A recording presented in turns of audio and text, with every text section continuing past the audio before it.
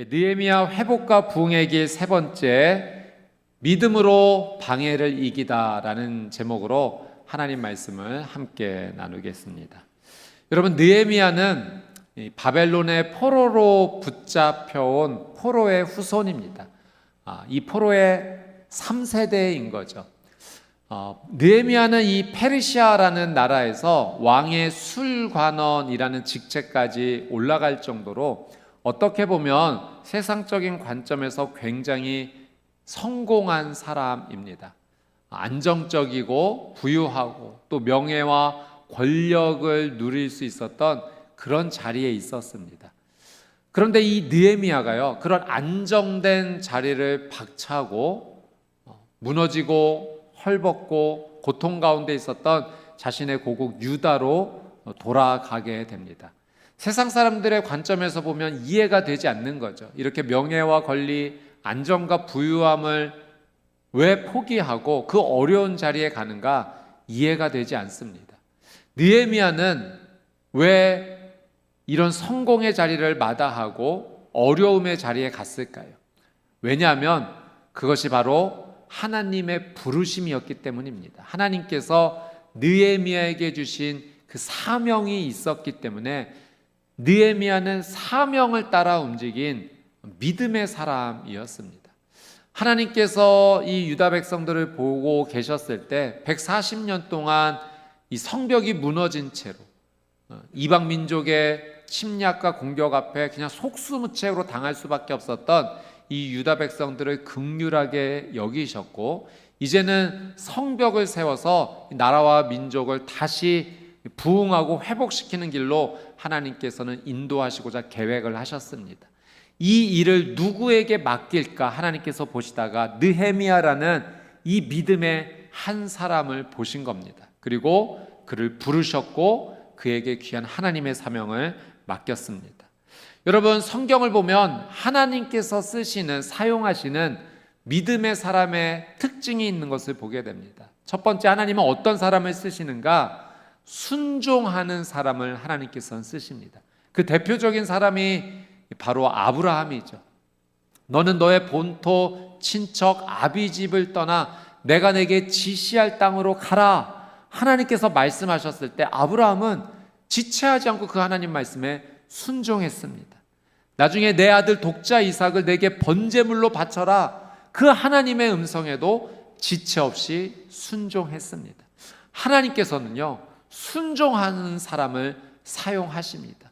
그 사람의 순종을 사용하셔서 하나님께서 영광을 받으시는 거죠.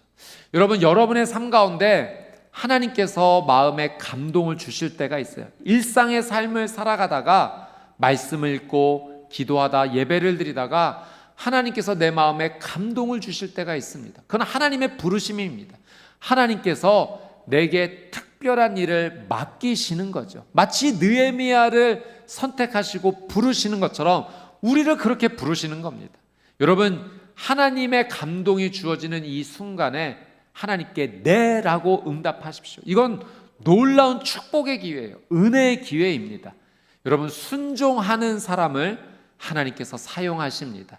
하나님 앞에 네라고 반응하며 말뿐만 아니라 삶으로 순종하여 하나님께 쓰임받는 귀한 믿음의 사람이 되시기를 주님의 이름으로 축복합니다. 두 번째, 하나님께서 쓰시는 사람은요, 거룩한 사람을 하나님께서 사용하십니다. 성경에 보니 대표적으로 그렇게 쓰임받았던 사람이 노아와 욥입니다. 여러분, 노아를 향해서 하나님께서 무엇이라고 말씀하셨는가? 그는 의인이요 당대 완전한 자다. 물론 노아도 하나님 앞엔 죄인이죠. 그러나 죄인임에도 불구하고 그는 하나님 앞에 죄를 멀리하고 어떻게 하면 하나님 앞에 하나님께서 원하시는 의로운 삶을 살 수 있을까 몸부림쳤던 사람입니다. 그래서 하나님께서 그를 향해 당대 의인이요 완전한 자라고 칭찬을 해주셨던 거죠. 욥도 마찬가지입니다. 그는 하나님을 경외하고 악에서 떠난 자이다.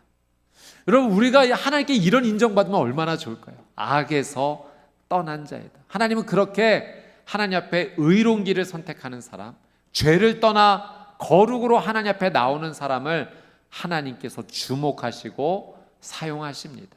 하나님을 온전히 의지하고 주께서 원하시는 뜻대로 그 의의 길을 걸어가겠습니다라는 고백하는 자에게 하나님께서는 능력도 주시고요, 은혜도 주시는 겁니다. 노아와 욥과 같이 하나님께 인정받고 주 앞에 쓰임받는 거룩한 믿음의 사람이 되시기를 축복합니다. 세 번째, 하나님은 어떤 사람 쓰시는가? 기도하는 사람 쓰십니다. 여러분, 기도한다는 것은요, 하나님을 의지한다라는 표현입니다. 그러니까 하나님은 누구를 주목하시는가? 나를 의지하는 자, 하나님을 의지하는 자. 그래서 기도하고 엎드리는 자를 하나님은 바라보시고 그를 사용하시죠. 대표적인 사람이 한나, 또 오늘 우리가 함께 말씀을 나눌 느헤미야입니다. 한나는 자녀가 없었던 그 고통의 삶 가운데 이 어려움 속에서도 나는 끝까지 하나님을 의지합니다, 기도했던 사람이에요. 눈물로 기도했고 회개했고 하나님 의지했을 때 하나님께서 이 한나를 사용하셔서 아들을 주시고 사무엘이라는 그 아들 주심으로 나라와 민족의 쓰임받는 아들로 사용하시지 않습니까? 느헤미야는 여러분, 우리가 주일마다 이렇게 말씀 나누고 또 이번 달이 생명의 삶 느헤미야 본문이에요. 매일 큐티하고 말씀 묵상하면서 느헤미야의 삶을 바라볼 때 그는 정말 기도의 사람이에요. 하나님 앞에 때가 될 때마다, 위기가 찾아올 때마다 늘 하나님 앞에 엎드렸던 사람이죠. 하나님을 의지하고 또 의지했던 이 사람을 하나님께서 주목하셨다가 하나님의 영광을 위하여 쓰시겠다 그를 부르신 겁니다. 여러분, 기도의 사람이 되시기를 축복합니다.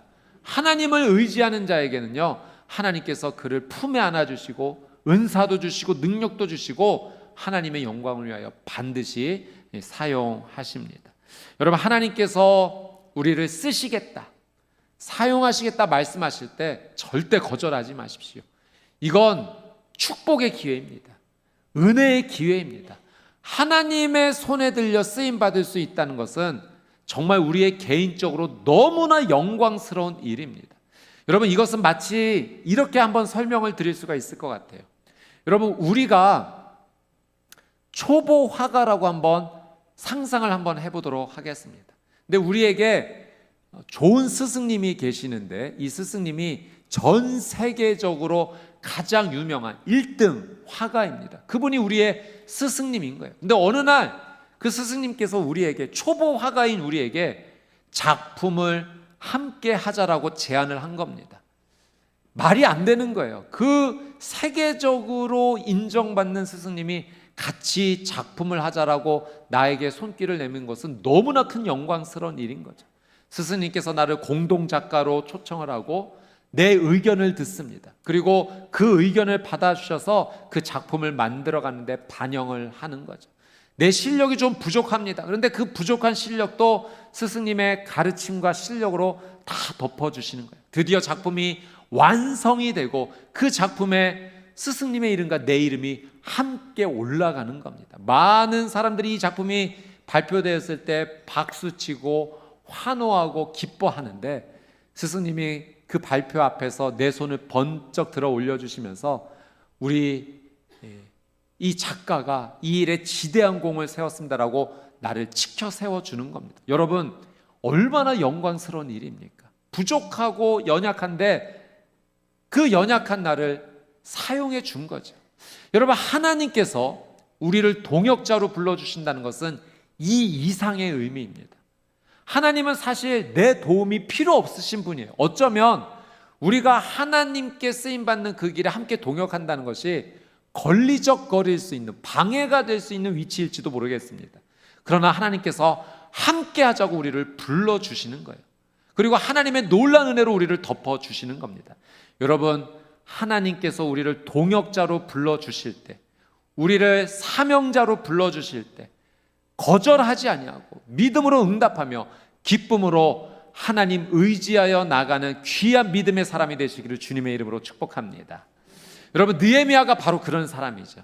하나님의 부르심 앞에 순종하여 나갔습니다. 그런데 하나님의 부르심의 자리에 나가는 이 과정 가운데요, 하나님께서 은혜로 열어주시는 그 풍성한 은혜도 맛보지만 이 부르심의 자리에 어려움이 생기는 것을 경험하게 됩니다. 느헤미야와 이 유다 사람들이 예루살렘 성벽을 재건하는 하나님의 꿈을, 하나님의 비전을 이루어드리는 이 과정 가운데 엄청난 어려움을 경험하게 됩니다.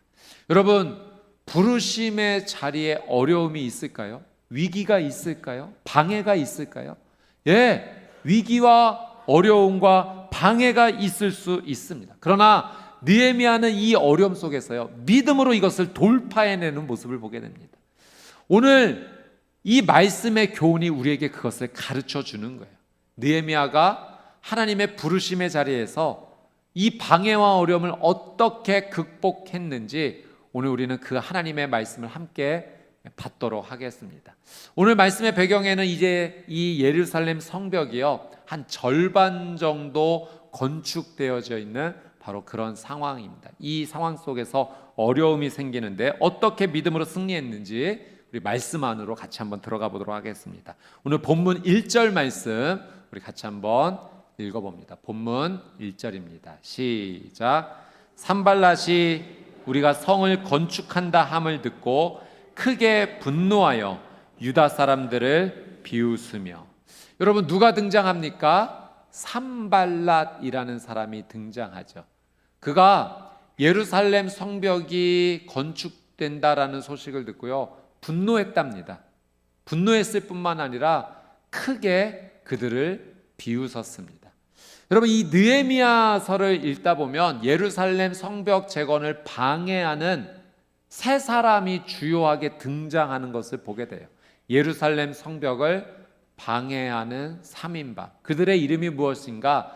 산발랏, 도비야, 게셈이라는 사람들입니다. 그래서 제가 예전에 이 예루살렘 성벽을 재건하는 이 방해하는 사람들 이 세 사람의 이름을 외울 때 앞글자를 따서 이렇게 외웠습니다. 산발랏, 도비야, 게셈, 앞글자 보니까 산, 도, 개가 되잖아요. 그러니까 산도깨비와 발음이 비슷합니다. 그러니까 하나님의 성벽을 재건하는데 방해하는 이 산도깨비와 같은 사람들, 산발랏, 도비야, 게셈. 여러분, 이 산발랏은 누구인가? 당시 이 사마리아 지역을 다스렸던 총독입니다. 그러니 예루살렘 성이 다시 재건되어진다, 성벽이 다시 세워진다라고 하는 것은 그동안 그가 사마리아의 총독으로서 유다와 예루살렘에 지대한 영향력을 끼쳤는데 이제는 그 일을 못하게 되는 거예요. 자신의 영향력이 축소되는 겁니다. 그러니 이 성벽이 재건되는 것을 필사적으로 목숨 걸고 막으려고 했던 사람이 바로 이 산발랏인 거죠. 그가 성벽이 재건된다는 소식을 들었을 때 크게 분노했고 유다 사람들을 아주 심하게 조롱하는데 어떻게 조롱했는가?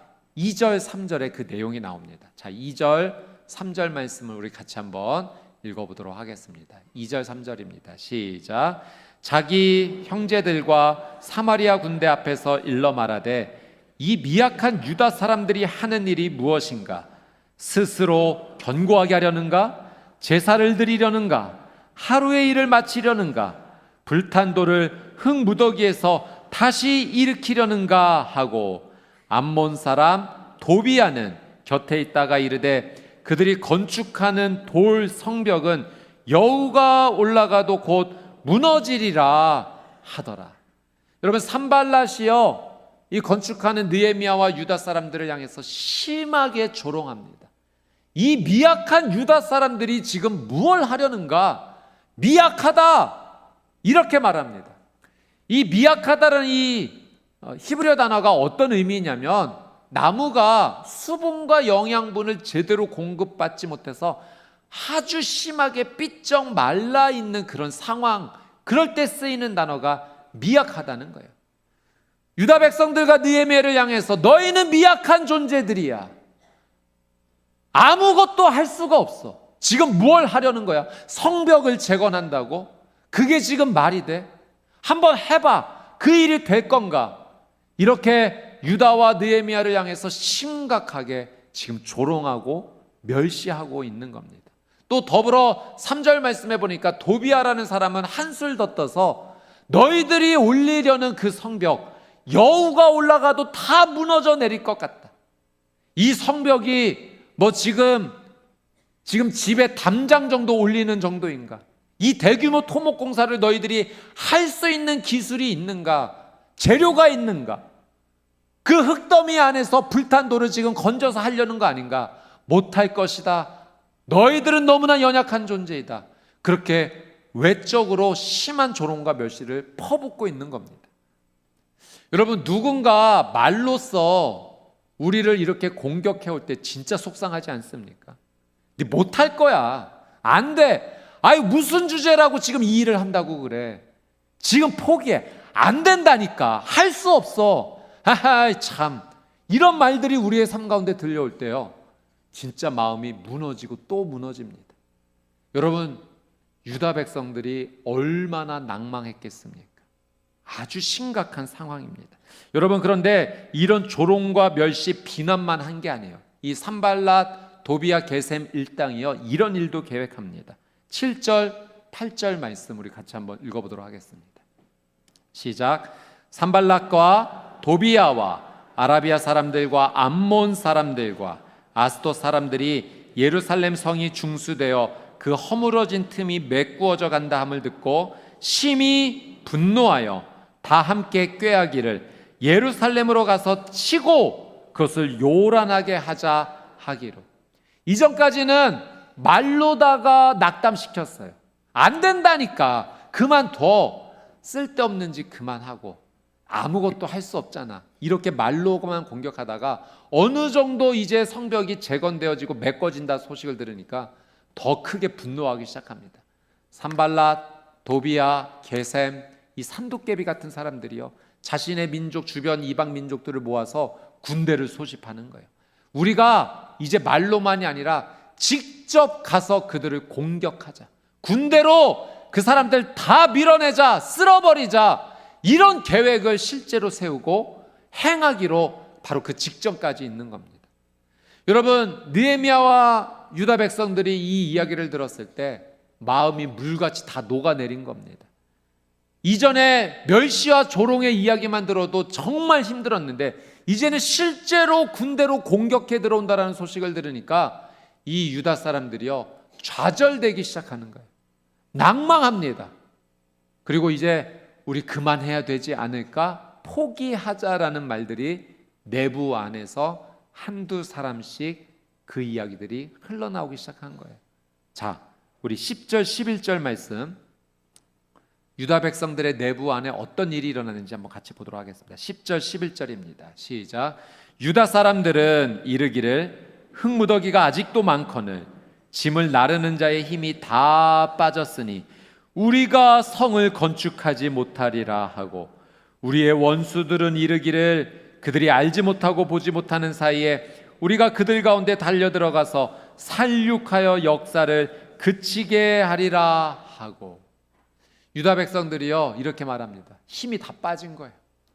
이런 이야기, 이런 어려움의 소식들을 들으니까 그들이 언제 쳐들어와서 자신들의 목숨을 빼앗아갈지 모르니 힘이 다 빠져서 우리 이거 못할 것 같은데, 안 될 것 같은데 그만하죠. 여기까지 한 것만 해도 그래도 잘한 거예요. 우리 위험하니 그만둡시다. 그런 이야기들이 내부 안에서 나오기 시작한 겁니다. 그러니 포기하자, 그만두자. 아직 외부의 직접적인 공격이 일어난 것도 아닌데 스스로 자멸하는 이런 일들이 일어나기 시작한 거예요. 여러분, 우리의 삶 가운데 이런 일이 있지 않습니까? 하나님께 부름을 받아, 하나님께 사명을 받아 그 자리에 섰는데 외부로부터 좋지 않은 이야기들이 들리는 거예요. 마치 조롱과 멸시와 저주의 이야기가 들려오는 듯합니다. 이런 말의 공격이 내 귀에 들려올 뿐만 아니라 실제로 물리적인 어떤 어려움이 내 삶 가운데 덮치는 것 같아요. 건강의 악화, 재정적인 어려움, 관계 문제들이 생겨서 마치 지체만한 파도가 나를 집어삼킬 듯이 나에게 다가오는 이 어려움을 보면서 마음이 무너져 내리는 거죠. 스스로 안에서, 내 안에서, 우리의 내부 안에서 그만하자, 포기하자, 이 좌절과 절망이 주는 두려움 때문에 스스로 무너져 내리고 마는 것 같은 이런 경험을 할 때가 우리에게도 있는 것입니다. 여러분, 이런 어려움 앞에서 도대체 우리는 무엇을 할 수 있을까요? 느헤미야는요, 이 어려움 앞에서 믿음으로 이것을 돌파하기 시작합니다. 오늘 이것이 하나님께서 우리에게 주시는 영적인 교훈이에요. 여러분, 오늘 하나님께서 나에게 주시는 이 영적 교훈을 믿음으로 붙잡고 느헤미야처럼 이 방해를 뚫고 이겨내어 결국 승리하는 저와 여러분이 되시기를 주님의 이름으로 축복합니다. 자, 영적인 첫 번째 비결, 그것은 바로 하나님께 기도하십시오입니다. 자, 느헤미야가 외부로부터 조롱과 멸시의 이야기를 들었을 때 즉각적으로 무엇을 했는가? 이렇게 행동하기 시작합니다. 오늘 본문 4절 5절 말씀을 같이 한번 읽어보도록 하겠습니다. 4절 5절입니다. 시작. 우리 하나님이여 들으시옵소서. 우리가 업신여김을 당하나이다. 원하건대 그들이 욕하는 것을 자기들의 머리에 돌리사 노략거리가 되어 이방에 사로잡히게 하시고 주 앞에서 그들의 악을 덮어두지 마시며 그들의 죄를 도말하지 마옵소서. 그들이 건축하는 자 앞에서 주를 노하시게 하였음이니이다 하고. 여러분, 느헤미야가요, 원수들의, 적들의, 산도깨비와 같은 이들의 조롱과 멸시를 들었을 때 그들에게 똑같이 감정적으로 그들을 대하지 않았어요. 그들이 부정적인 말 한다고 해서 부정적으로 말하지 않았고요, 그들이 저주한다고 해서 그들에게 저주를 퍼붓지 않았어요. 이런 조롱과 멸시와 부정적인 이야기가 들려올 때 느헤미야가 선택한 것은 바로 이걸 가지고 하나님 앞에 가져 나와 기도하기 시작했다는 거예요. 하나님, 들으셨죠? 하나님, 이제 내 기도 좀 들어주십시오. 하나님, 외부로부터 조롱과 멸시와 수치와 모욕을 주는 부정적인 말들이 쏟아지고 있습니다. 그들이 하나님께서 허락하신 이 일을 하지 못하는 일이라고 우리를 조롱합니다. 하나님, 그들의 저주를 그들의 머리에 돌려 주십시오. 그들이 우리를 수치를 주는데 그들이 수치를 당하게 해주십시오라고 하나님께 기도하기 시작했다는 거예요. 여러분, 문제와 어려움이 우리에게 찾아왔을 때 이 문제와 어려움을 내가 끌어안으면 이 문제 누구 겁니까? 내 거예요. 그러나 문제와 어려움이 오지만 이 문제와 어려움을 하나님께로 올려드리면 이제 이 문제는 내 품을 떠난 겁니다. 누가 책임져 주십니까? 하나님께서 책임져 주실 줄 믿습니다. 이게 기도예요. 외부로부터 들려오는 부정적인 이야기를 똑같이 감정적으로 내가 품고 내가 대응하는 것이 아니라, 하나님 들으셨죠? 이제 이 문제 하나님 해결해 주셔야 됩니다라고 하나님께 맡기는 것, 이것이 믿음의 기도인 겁니다. 여러분, 어려움의 이야기가 들려올 때 똑같이 감정적으로 대하지 마십시오. 부정적인 얘기 들었더라고 상대에게 똑같이 부정적으로 말하지 마십시오. 저주의 이야기를 들었다고 또 상대를 내 입술로 저주하지 마십시오. 그건 내 입술이 죄를 범하는 거예요. 하나님께 기도하십시오. 하나님, 내가 이런 수치와 모욕을 당했습니다. 이건 하나님이 해결해 주실 문제입니다. 하나님, 그들이 말했던 바를 그들이 스스로 당할 수 있도록 하나님께서 처리해 주십시오. 여러분, 우리의 언어가 중요해요. 어려움 속에서 내 언어를 부정적으로 저주로 사용하지 말고 우리의 언어는 기도하는 데 사용되어야 되는 줄 믿습니다. 이게 믿음의 방법이라고 하나님께서 가르쳐 주시는 거예요. 여러분, 주변에서 나를 힘들게 하는 이야기가 들려올 때 똑같이 반응하지 마시고 침묵하십시오. 대신 하나님을 향해서는 입술을 여십시오. 기도하면 하나님께서 받아주시고 가장 좋은 방법으로 하나님께서 은혜를 허락하여 주실 줄 믿습니다. 자, 첫 번째가 기도하는 방법이라면 두 번째는 부르심의 자리를 지키는 겁니다. 끝까지 그 자리를 지키는 거예요. 느헤미야가 이 방법으로 믿음의 돌파를 해낸 겁니다. 자, 오늘 본문의 12절 13절 말씀 같이 한번 읽어보겠습니다. 시작. 그 원수들의 근처에 거주하는 유다 사람들도 그 각처에서 와서 10번이나 우리에게 말하기를 너희가 우리에게로 와야 하리라 하기로 내가 성벽 뒤에 낮고 넓은 곳에 백성이 그들의 종족을 따라 칼과 창과 활을 가지고 서 있게 하고. 여러분, 이 산발랏 일당이 군대를 모으고 예루살렘 성 안에서 지금 건축하고 있는 사람들을 공격하겠다라고 협박할 뿐만 아니라 그 성 밖에 거주하는 다른 유다 사람들에게도 위협을 가한 겁니다.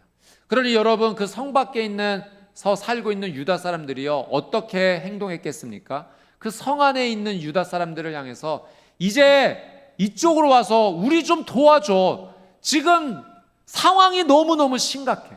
이 산발랏 일당이 우리를 곧 죽일 것만 같아. 와서 우리 좀 도와줘. 그렇게 10번이나 요청했다는 거예요. 여러분, 내 형제, 내 가족, 내 친척이 와서 도와달라고 하면 움직여서 가서 도와주고 싶은 것이 우리의 심정 아니겠습니까? 그래야겠지요. 그런데 사실 이거는요, 산발랏의 아주 악랄한 계략입니다. 어떤 계략인가요? 그 유다 사람들, 성 안에서 건축하고 있는 사람들을 그곳에서 다 빼내어 성벽 재건을 멈추게 하려고 하는 위협이었던 거예요. 성 밖의 유다 백성들을 괴롭히면서 성 안에 있는 사람들을 끄집어내려고 했던 이 계략 앞에 느헤미야가 그것을 하나님 주신 지혜로 깨닫고 떠나지 마십시오. 하나님께서 우리를 세우신 이 부름의 자리 믿음으로 끝까지 지켜내야 합니다. 우리는 이 믿음의 자리 포기할 수 없습니다. 부르심의 자리를 포기할 수 없습니다. 이 자리를 지키는 것이 믿음으로 승리할 수 있는 길입니다. 그렇게 유다 백성들에게 권면했고 영적으로 도전을 느헤미야가 주었던 거죠. 사랑하는 여러분, 우리가 하나님의 부르심을 받고 사명의 자리에 있을 때 사탄이요, 영적으로 우리를 얼마나 방해하는지 모릅니다. 그래서 우리가 있는 그 믿음의 자리를 자꾸만 떠나게끔 두려움을 주기도 하고요, 위협을 주기도 하고, 부정적인 이야기를 듣기도 하고, 실제적인 위협을 가는 것 같은 그런 위협을 느끼기도 합니다. 기도의 자리 떠나라는 거예요. 말씀의 자리를 이제 벗어나라는 거예요. 예배의 자리 지키지 말고 그곳을 떠나라. 부르심의 자리 포기해라. 가정도 떠나고 교회도 떠나라. 사탄이 영적으로 우리를 얼마나 방해하는지 모릅니다. 여러분, 우리는 믿음의 자리, 부르심의 자리를 반드시 지켜야 되는 줄 믿습니다. 기도의 자리 지켜야 돼요. 말씀의 자리를 사수해야 됩니다. 하나님께 드리는 이 예배를 절대로 포기할 수 없습니다. 부르심의 자리, 우리의 가정, 우리의 교회를 끝까지 우리는 믿음으로 지켜야 되는 줄 믿습니다. 여러분, 때로는요, 내가 그 자리를 지키면서 아무것도 내가 할 수 없는 것 같다, 무력함을 느낄 때도 있어요. 자리는 지키고 있는데 정말 내가 할 수 있는 일이 없어요. 내 스스로가 너무 무력해 보여요. 그래도 여러분, 그 자리를 지키는 게 믿음인 줄 믿습니다. 나는 연약하지만, 내가 할 수 있는 일은 없지만 믿음으로 그 자리 지키면 하나님께서 도와주시고 은혜 주시고 능력 주셔서 반드시 그 믿음의 자리에 승리를 허락하여 주실 것입니다. 여러분, 부르심의 자리를 끝까지 믿음으로 사수하십시오. 하나님의 놀라운 은혜를 경험하는 귀한 축복의 삶이 될 줄 믿습니다. 자, 마지막 세 번째로 믿음의 나팔수가 되십시오. 믿음의 나팔수가 된다는 것은 이 믿음을 전달하는 자가 되라는 거예요. 자, 오늘 본문의 14절 말씀을 한번 같이 읽어보도록 하겠습니다. 시작. 내가 돌아본 후에 일어나서 귀족들과 민장들과 남은 백성에게 말하기를 너희는 그들을 두려워하지 말고 지극히 크시고 두려우신 주를 기억하고 너희 형제와 자녀와 아내와 집을 위하여 싸우라 하였느니라. 자, 이제 느헤미야는 기도했죠. 부르심의 자리를 떠나지 말라라고 백성들을 독려했죠. 이제 지도자들을 불러 모아놓고 이렇게 얘기합니다. 여러분, 두려워하지 마십시오. 우리 하나님은 크고 능력이 많으신 하나님이십니다. 이제 여러분이 해야 할 것은 하나님 주신 은혜를 붙잡고 여러분의 가족, 여러분의 자녀, 여러분의 아내를 위하여 싸우십시오. 하나님께서 반드시 승리를 주실 것입니다. 이렇게 지도자들에게, 백성들에게 비전을 선포하고 믿음을 선포하는 겁니다. 여러분, 하나님 주신 비전과 믿음은요, 나를 통해서 계속 전달되어야 될 줄 믿습니다. 느헤미야가 선포한 이 믿음과 비전이 지도자를 통해서 누구에게 흘러가야 됩니까? 백성들에게, 가정 사이에 골고루 계속 흘러가야 되는 거예요. 그래야 믿음이 하나가 돼요. 마음이 흩어지지를 않습니다. 하나님 안에서 마음이 하나가 되고 믿음으로 모아지게 될 때 그때 하나님의 역사가 일어나는 겁니다. 여러분, 하나님께서 우리를 불러주시고 우리에게 믿음 주세요. 비전 주십니다. 내가 너를 통하여 이런 일을 해낼 거라고 하나님께서 그 믿음과 비전을 주십니다. 그러면 이 믿음 어떻게 해야 됩니까? 선포해야 되는 거예요. 여러분, 여호수아와 갈렙 보십시오. 그들이 12명과 함께 가나안 땅을 정탐하고 돌아왔을 때 10명의 사람들은요 부정적인 보고를 했어요. 안 됩니다. 저기 가면 다 죽습니다. 아낙 사람들을 보고 왔는데 키가 우리보다 얼마나 큰지 우리는 그들의 밥이 되고 말 겁니다. 근데 여호수아 갈렙은 아닙니다. 하나님 우리에게 약속 주시지 않습니까? 그 땅을 갑시다. 취합시다. 능히 싸워 이길 수 있습니다. 그 산지를 하나님께서 반드시 우리에게 주실 겁니다. 믿음을 선포했어요. 누가 그 땅을 누렸습니까? 하나님 주신 약속 믿고 믿음으로 선포한 자들이 그 땅을 취하고 누린 겁니다. 여러분, 하나님께서 우리에게 비전 주세요. 믿음 주세요. 여러분, 우리 교회도 하나님께서 우리에게 비전 주시지 않으셨습니까? 이 느헤미야 말씀을 8주 동안 나누며 회복과 부흥으로 이끌 것이다. 가정의 영적인 성벽을 세울 것이다. 평촌교회 공동체만 세울 것이 아니라 교회를 넘어 작은 교회들도 함께 세워나갈 것이다.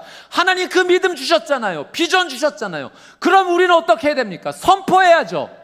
여러분, 우리의 믿음의 비전의 선포가 우리 교회 곳곳에 흘러가기 시작할 때, 구석구석까지 강물이 되어 흘러가기 시작할 때 하나님께서 이 믿음 받아주시고 놀라운 일을 행하여 주실 줄 믿습니다. 믿음과 비전은 끝까지 선포해야 돼요. 그런 사람을 하나님 사용하시는 거예요. 느헤미야를 보십시오. 끝까지 비전을 선포했던 사람, 믿음을 선포했던 사람. 결국 그 성벽이 52일 만에 재건되는 놀라운 기적의 은혜를 누렸습니다. 사랑하는 여러분, 여러분의 삶 가운데 믿음으로 몸부림치고 살고 있는데 하나님의 부르심의 자리를 걸어가고 있는데 방해가 있을 수 있습니다. 어려움과 위기가 찾아올 수 있어요. 여러분, 그때 기도하십시오. 하나님 도와주십시오. 그리고 끝까지 그 자리를 믿음으로 지키십시오. 그리고 그곳에서 하나님의 믿음과 비전을 선포하며 사십시오. 반드시 하나님께서 붙잡아 주시고 회복하여 주시고 부흥을 주시고 놀라운 은혜를 더하여 주실 줄 믿습니다. 우리 개인의 삶뿐만 아니라 우리의 가정, 우리 평촌교회가 영적인 성벽을 든든히 세워나가며 하나님께 영광 돌리는 거룩한 공동체가 되기를 주님의 이름으로 축복합니다. 아멘.